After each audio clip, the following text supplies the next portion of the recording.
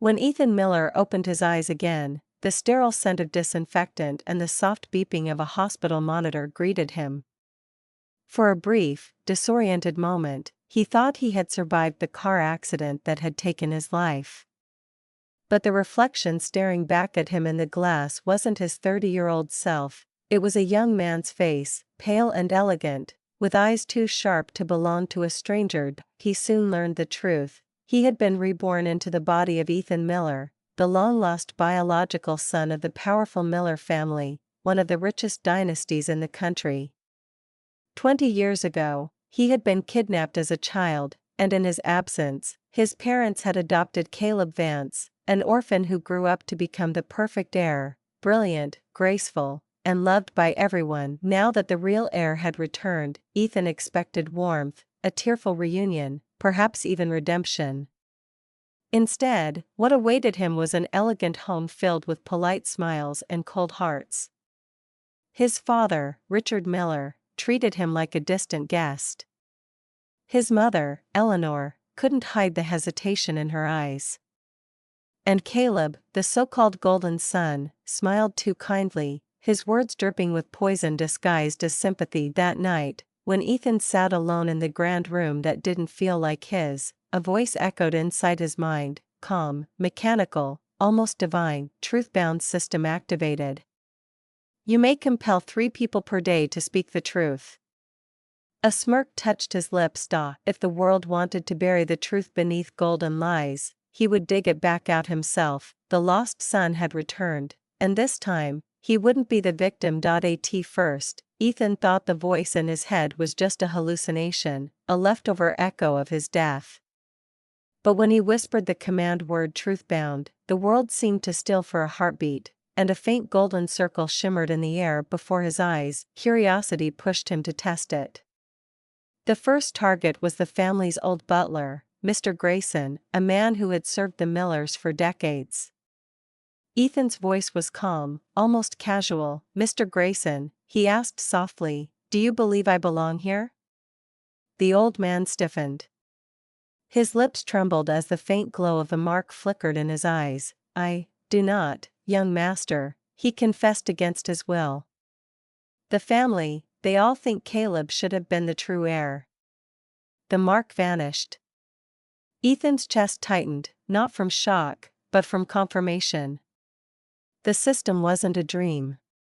It was real. Over the next few days, he experimented cautiously. He discovered the rules. He could compel truth only 3 times a day. Each use caused intense exhaustion, and the person affected would later remember nothing of being forced. The system called it the 3 verities rule. Ethan realized it was both a gift and a curse. 3 truths a day were barely enough to navigate a house built on deceit. Yet, in this cold palace of lies, even one truth could shatter an illusion. That night, standing on the mansion balcony under a silver moon, Ethan clenched his fists. If power and wealth had turned his family blind, then he would use truth as his weapon. 3 questions a day. 3 cracks in their perfect facade. It was all he needed to begin his quiet war. Breakfast in the Miller mansion was a ritual of elegance and silence. Crystal glasses shimmered under the morning light, silver utensils arranged in perfect symmetry. Ethan sat at the far end of the long dining table, watching his so-called family through calm, unreadable eyes. "Caleb, darling, how was your meeting with the board yesterday?" Eleanor asked with a warmth she never once showed to Ethan. Her tone was honeyed, her smile radiant. Caleb returned it flawlessly. "It went well, Mother. They're confident in the project's future." Richard, the patriarch, gave an approving nod. "That's my son." The words hit Ethan like a quiet slap. "That's my son." Not a glance, not a word for the boy who shared his blood. His sisters, Victoria and Sophie, exchanged looks of amusement, whispering something behind their delicate porcelain cups. Ethan had expected indifference, but witnessing it was different, colder.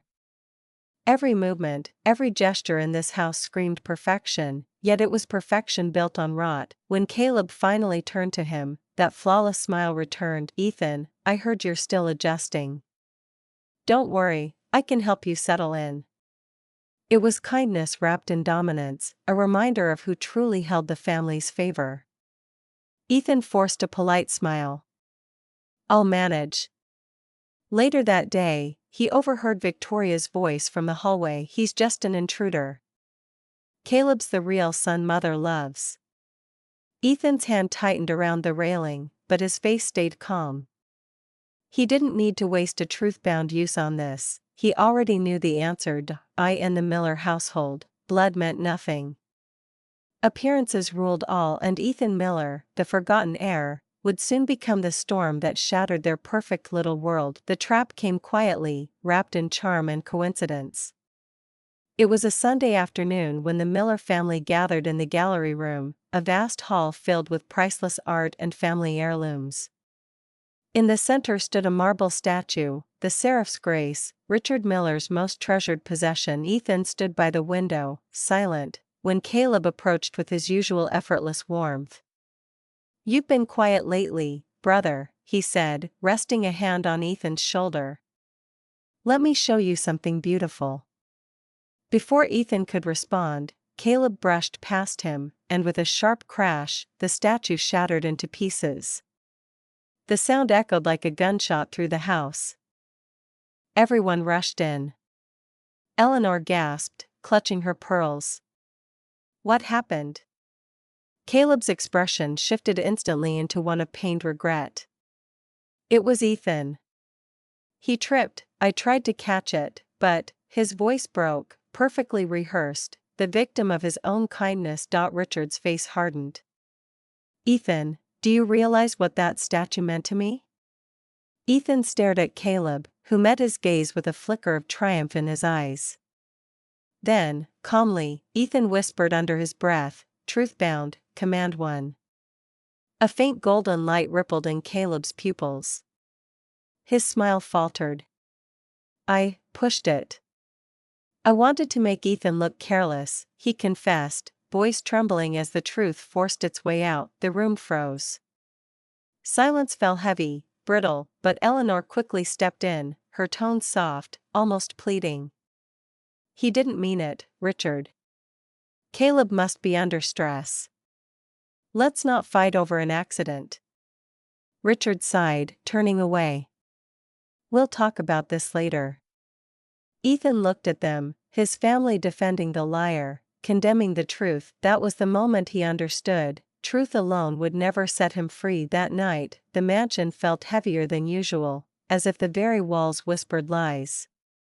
Ethan sat alone in the study, the remnants of the shattered statue still echoing in his mind.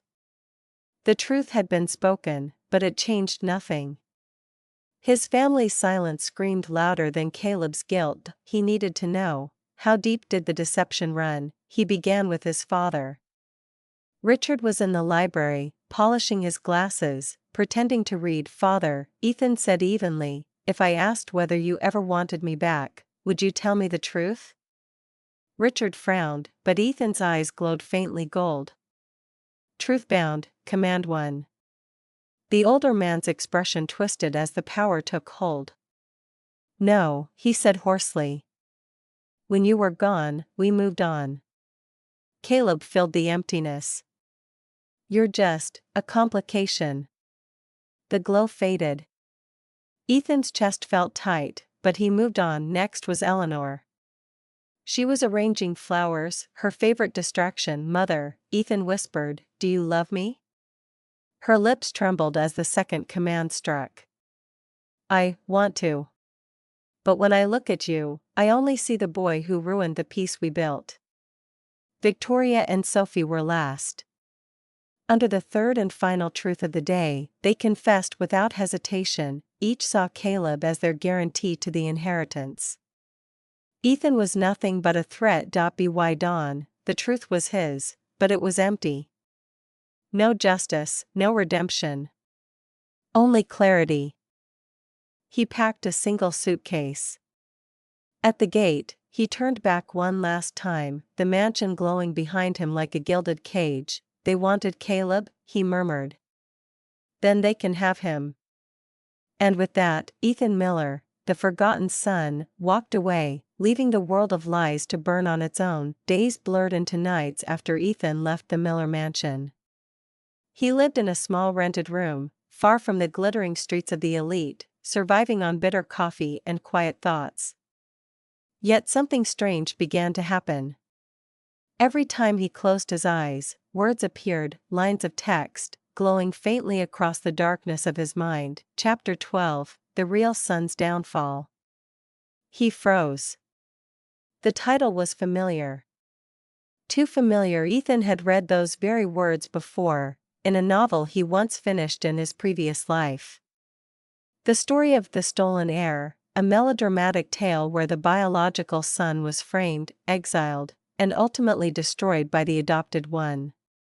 Caleb Vance, heart pounding. Ethan scrolled through his fading memories, recalling every plot twist, every betrayal, every ending. In the book, Caleb inherited everything, the family perished in scandal, and the real son, Ethan, died forgotten. But this time, the story had changed. He was inside it. Then this world isn't reality, he whispered, voice trembling. It's a script, and I'm living it again. The realization came with equal parts horror and power.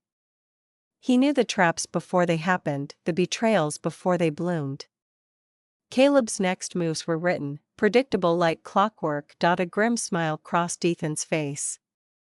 If I'm the protagonist they doomed to suffer, I'll rewrite their ending. That night, under the dim glow of a flickering lamp, Ethan opened a notebook and began mapping the story's timeline, the characters, their secrets, the turning points. He wasn't just a victim anymore, he was a reader who had become the author, and in this rewritten tale, it wouldn't be Caleb's triumph the world remembered, it would be Ethan Miller's revenge. Returning to the Miller estate was inevitable. The novel demanded it. Just as before, Ethan received a carefully worded letter from his family, urging him to come home, promising reconciliation. He already knew the truth behind it. It was Caleb's next move, a performance disguised as forgiveness. The mansion hadn't changed. The marble floors gleamed, the smiles were perfectly rehearsed, and the tension was sharp enough to cut glass. Caleb greeted him first, arms open in mock sincerity. Brother, he said smoothly, it's time we start over. The family misses you. Ethan's lips curved slightly. Start over? Or start the next act? At dinner, Caleb struck again. A company document went missing from Richard's study, one that conveniently ended up in Ethan's room. Gasps filled the dining hall, followed by Eleanor's disappointed sigh. Ethan, why must you cause trouble again? Ethan didn't flinch. Truth-bound, command one. The golden mark appeared, and Caleb froze mid-breath. His charming mask cracked. I planted it, he choked out. I wanted father to lose trust in him. The silence was suffocating. For a moment, Ethan thought maybe, just maybe, the truth would matter this time. But then Richard slammed his fist on the table. Enough games. Whatever power you're using to manipulate him, stop it. Ethan stared at his father, at all of them, and the faintest pain crossed his face. Even when they hear the truth, they still choose the lie. Caleb regained his composure, bowing his head in false remorse, and the family comforted him once more. Ethan rose from his seat, the room spinning with hypocrisy and perfume. Fine, he said quietly. If this family prefers lies, then I'll make sure the truth destroys every single one of them. The game had restarted, but this time, Ethan intended to win. The storm outside mirrored the chaos within. Thunder rolled across the night sky as Ethan stood in the center of the grand living room. The entire Miller family gathered before him, Caleb, Eleanor, Richard, Victoria, and Sophie. Their elegant masks were cracking, but none of them realized yet that the performance was over. I've been patient, Ethan said calmly, his phone recording in his pocket. I've given you every chance to choose truth over greed. Caleb scoffed. Still clinging to your tricks? You've already lost their trust. Ethan ignored him. Truth-bound, Command 1. The glow flared in Richard's eyes. I kept Caleb close because he obeyed, his voice broke. You're too much like me, too dangerous. Ethan's heart twisted, but he continued.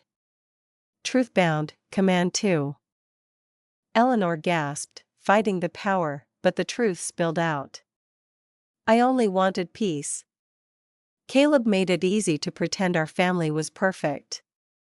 Victoria and Sophie exchanged panicked glances as the final light bloomed. Truth-bound, Command 3. Victoria trembled.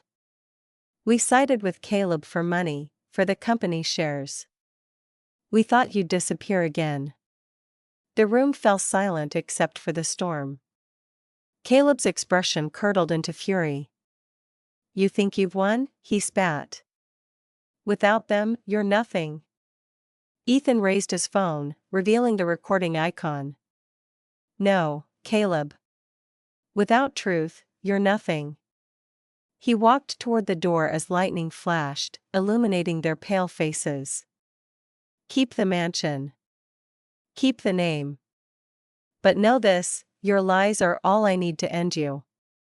The heavy doors slammed behind him, muffling Eleanor's sobs.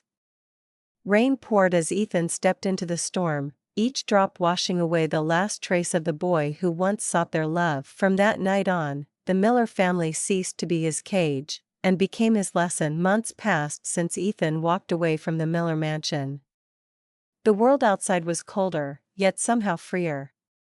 He had nothing left, no money, no family name, but he carried something far more powerful, clarity. One crisp morning, he met Leo again, the childhood friend who had once believed in him when no one else did.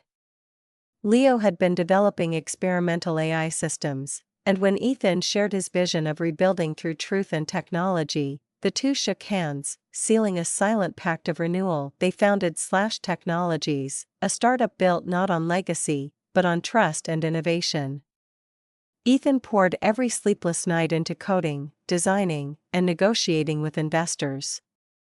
Where the Millers used deceit as currency, / thrived on transparency. Their first product, an AI ethics platform that exposed manipulation in corporate data, shook the tech industry. Success didn't come easily. There were setbacks, betrayals, and moments when Ethan almost gave up. But each failure became fuel. We don't rebuild to prove them wrong, Leo reminded him one night. We rebuild to prove ourselves right. By the end of the first year, / had gone global. Reporters called Ethan the fallen heir who rose on his own terms. Yet when he looked at the company logo glowing against the skyline, he didn't feel pride, only peace. Ethan had been stripped of everything false, and in return, he'd found something real, purpose. The boy who once begged for acceptance had become a man who no longer needed it. For the first time, his reflection no longer looked like a shadow of the Miller name. It looked like someone reborn, someone free. Years later, Ethan stood on the rooftop of / Technologies headquarters, overlooking the skyline glittering beneath the dusk. The empire he had built from nothing now outshone the Miller Corporation itself.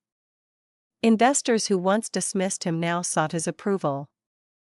The media hailed him as a visionary. But beneath all the praise, Ethan carried a quiet understanding carved from scars of betrayal. One afternoon, a sleek black car arrived at his office.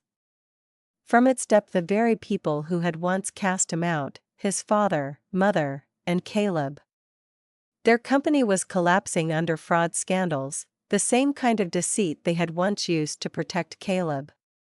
The irony was poetic. They pleaded for help, for forgiveness, for a chance to start over. Ethan listened in silence. His father's trembling voice cracked when he admitted, "We should have believed you." Caleb's eyes, once proud and manipulative, were filled with shame. For years, Ethan had dreamed of this moment, of watching them break under the weight of truth. Yet now, he felt no triumph. Only calm detachment. "I don't hate you anymore," Ethan said, his voice steady.